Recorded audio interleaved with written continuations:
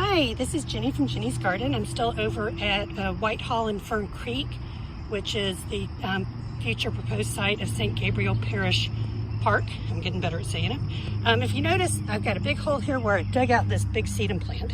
So I worked around it like I said in my last video, and I got it out. There was some crunching. You'll have crunching because you're going through roots and sometimes stems.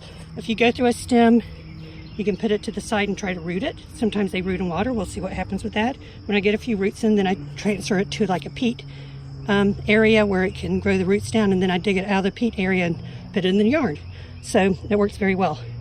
So this is the root ball I pulled up, or the plant I pulled up with a big root ball on it.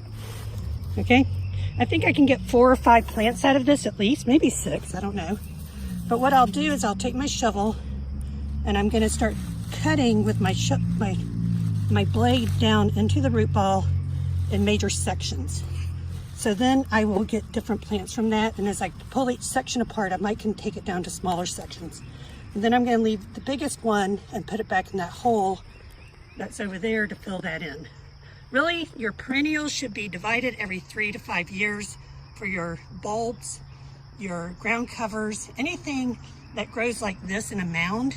If you watch it, they will start to donut, and that's what that has done. It donutted, no one took care of it, so I'm going to do it today. All right, I will be back with you in